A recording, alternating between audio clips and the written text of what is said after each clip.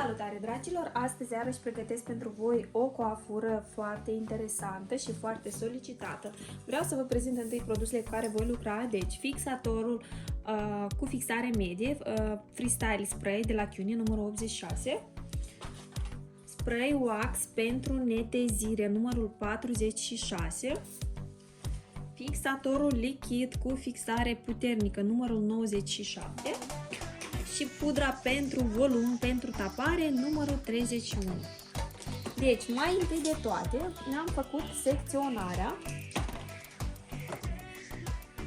de lângă ureche, așa, până la ureche și am prins aici o codiță la maximul jos. Coafura va fi cu o cărărușă scurtă, fie simetric sau asimetric, eu voi face un pic asimetric și îmi secționez până la ureche. În modul, atunci când vă doriți să aveți o cărărușă mai scurtă, înseamnă că secționarea de la cărarea de pe mijloc o faceți doar până la urechiușă, nu după ureche, fiindcă automat se primește o cărare mai lungă.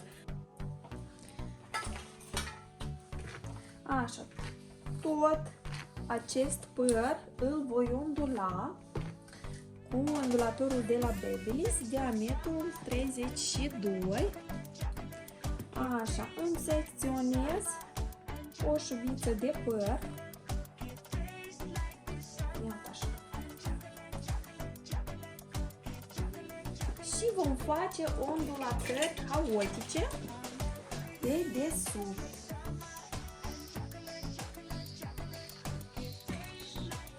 Deci, în cazul când aveți un păr natural, înainte de ondulare, pulverizați neapărat fixatorul lichid sau cel gazos ca să fie o ondulare mai reușită, dar în cazul când aveți un păr vopsit, puteți să nu folosiți fixatorul înainte de ondulare, puteți să ondulați strict, fără fixator. Așa, și deci am spus că facem ondularea de pe interior. De ce este important ondularea să fie de pe interior? Fiindcă de pe interior, adică de desubt, va fi șuvița ondulată cu volum.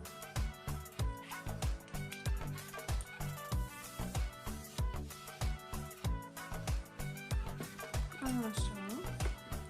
Deci, ca să înțelegeți la ce mă refer, uitați-vă. Aici este de desubt și aici de deasupra. Și o să vedeți diferența.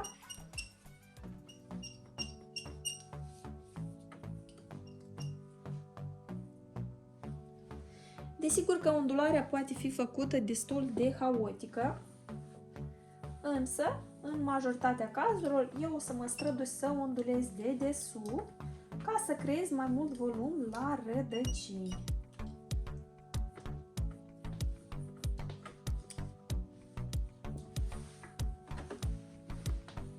Și șuvițele la primul rând le secționez un pic mai groase, la următorul rând voi secționa mai subțire. Vârfurile nu este neapărat să le ondulați, fiindcă vor fi ascunse în coafură.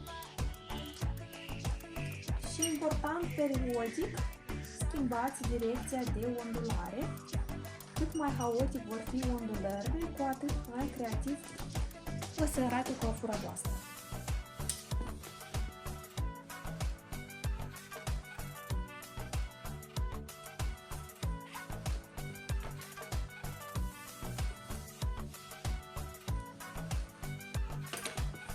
Așa, voi începe să ondulez cu direcție inversă și șuvițe mai subțiri.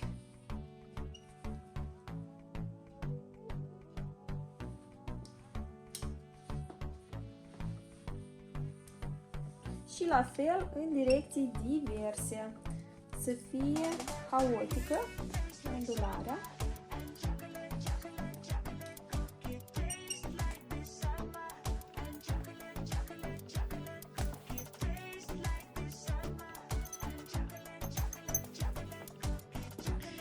Deci, după ce am ondulat și acest strat Dacă presupunem coafura, dacă presupunem șuvițele ar fi prea ciupilite, păi se poate de pulverizat ceara, de netezit și ușor de extins. Primul rând mă strădui tare să nu-l ating, cel de desubt, fiindcă el practic nu va fi vizibil, lucrez mai mult la suprafață, adică cu ceea ce este vizibil. Deși s-ar fi putut, după ce l-am ondulat, să execut exact aceleași etape. Pulverizăm ceara, pertănăm ca să ne rămână textura la maxim posibil de curat, după care voi fixa cu fixator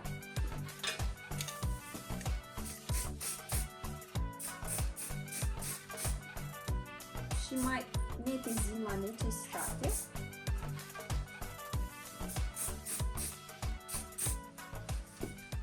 Așa, și ultimul rând urmează. Așa, aici la fel voi continua să-mi iau șuvițe și mai subțiri, fiindcă ele vor servi drept decor, și voi pulveriza și fixatorul gazos sau cel lichid pentru să am o curbură la rădăcină și mai pronunțată. Sigur că la necesitate se poate de efectuat și tapare, dar iată anume ondularea creează textura. Și continuăm să ondulăm. Pulverizez fixatorul, întindem bine produsul prin pertănare și ondulăm în diverse direcții. Important, la rădăcină vă rețineți un pic ondulatorul ca să fie volumul mai pronunțat datorită anume la ondulare.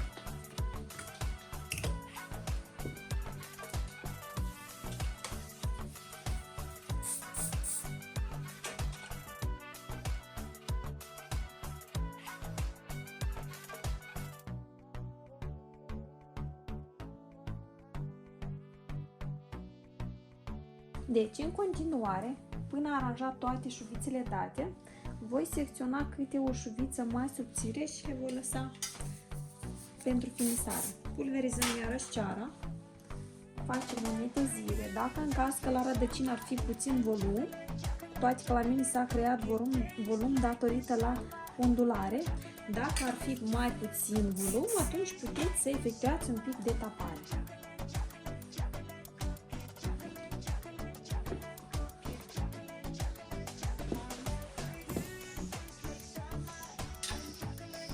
Fixăm la fel și cu fixator.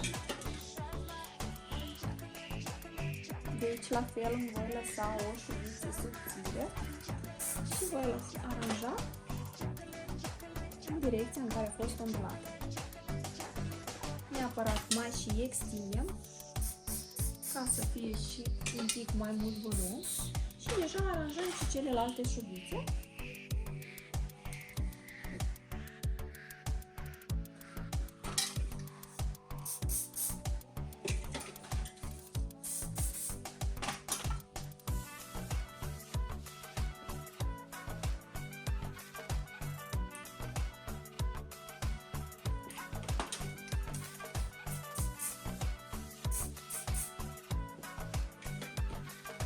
Așa, deci, și această șuviță, pulverizăm ceara, pertănăm, ușor extindem, fixăm cu fixator. Deci, și aceste șuvițe care le-am separat, la fel pulverizez ceara, netezesc bine și le voi aranja așa. Exact după direcția care au fost ondulate, doar că să fie niște șuvițe mai subțiri, ca vizual să îmi creeze o textură mai variată.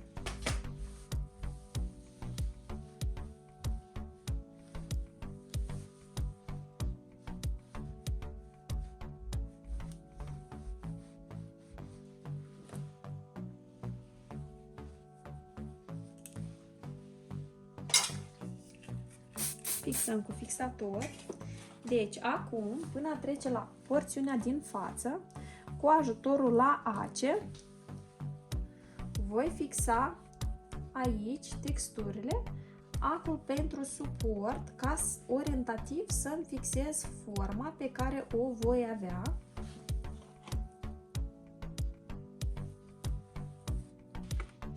Așa, părțile laterale. Voi secționa în două părți, două jumătăți egale și în dependență de densitatea pe care o avem, selectăm șuvițele pentru ondulare. Aici sigur că voi face doar o singură buclă.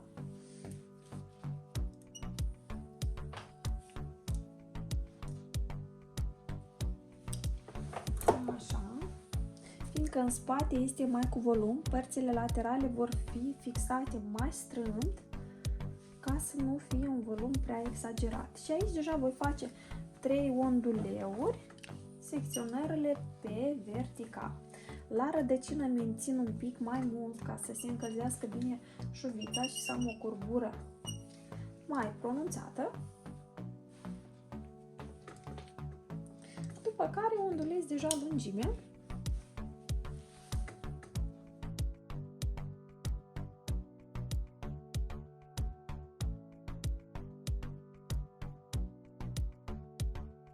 Aranjarea. O putem începe atât de la șuvițele de sus, cât și la șuvița de jos, însă analizați după cum vă este comod. Aici, desigur că pot secționa această șuviță încă în două jumătăți, ca să fie mai subțiri, să fie mai aproape de aranjarea pe care am făcut-o în spate.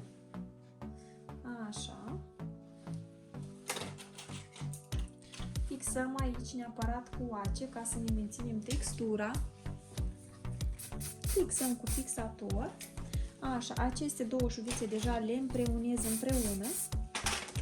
Pulverizăm ceara, peptănăm, netezim și direcționez încolo. Extragem lejer un pic de texturi. Am zis că părțile laterale le voi face un pic mai strâmte ca să nu fie prea mult volum pe lateral. Și deja aceste două șuvițe le iau împreună, pulverizăm ceara, peptănăm ca să netezim textura. Neapărat răsucim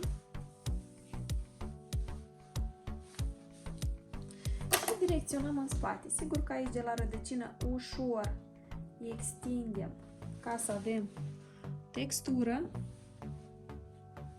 și direcționăm deja în spate.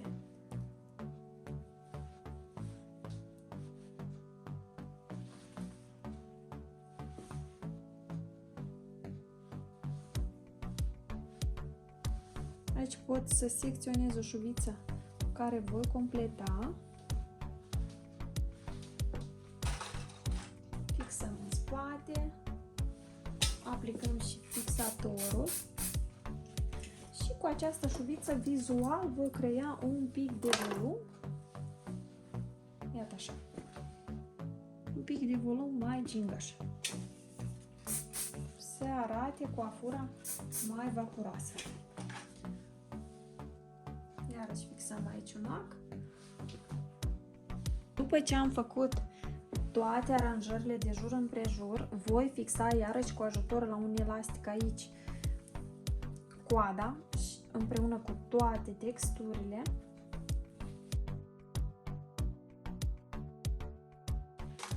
Prelucrăm foarte bine cu fixator lichid toate texturile și la necesitate mai netezim pufurile. Așa, acum voi folosi un burete mic pe care o să-l fixez aici deasupra pe coadă, adică unde mi este fixat codița.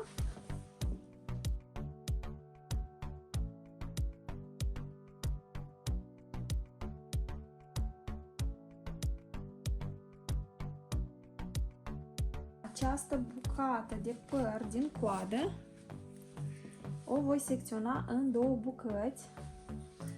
bucăți, egale, se poate? Așa, luăm șuvița, Pulverizăm bine ceară.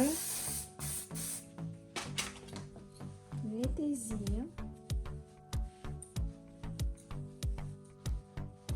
Mai aplicăm un pic de ceară, fiindcă am vârfurile la păr cam poroase. Și uitați-vă, voi efectua răsucirea clasică și cu ajutorul la ace voi fixa pe burețel și totodată efectuez o extindere ușoară, nu prea mult. Așa, exact la fel voi face și cu a doua șuviță.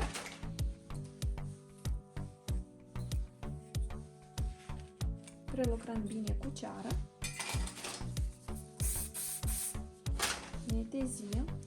Și exact după aceeași direcție, direcționez și a doua șuviță. Fixăm cu ace de suport.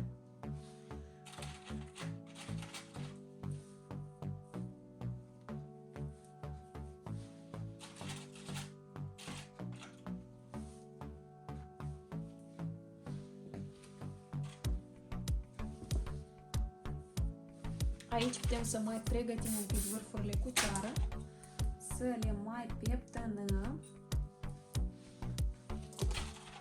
Fixăm acul. Așa. Și acum deja merge însăși fixarea cocului, texturilor de pe coc. Vreau să vă spun că pentru mine este ușor să realizez această coafură, însă pentru cei care nu au făcut niciodată așa stil este destul de dificil. De-aia tehnic trebuie să urmăriți foarte bine toți pașii pe care i-am efectuat. Acum urmează să fixez cu ajutorul la clame, nu le desfac, le prind așa printre șuvițe și le introduc în burețel. Cât mai multe clame pe porțiunile unde sunt răsucirile, cu atât mai rezistent va fi. Se poate defixa, desigur că și cu clame, dar și cu ace. Pentru asta este confortabil ca să fixați un burete înainte de a face aranjarea coafurii, fiindcă în burețel se va fixa absolut toate clamele. Încetișor începem să scoatem acele și completăm cu ajutorul la clame.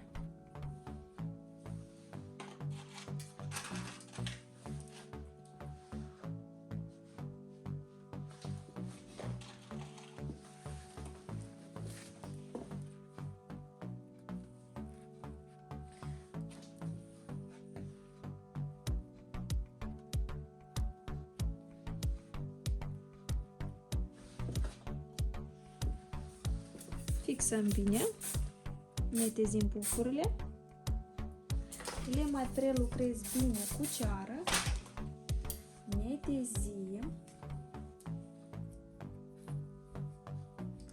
așa, și le împreunez și le redirecționez de desubt la coc.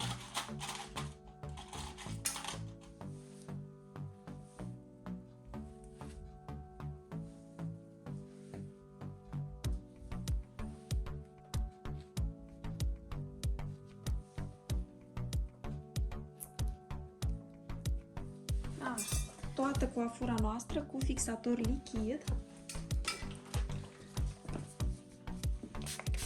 și netezim vârfurile sau toate pufurile care atârnă în exterior după direcția în care a fost răsucită șuvița.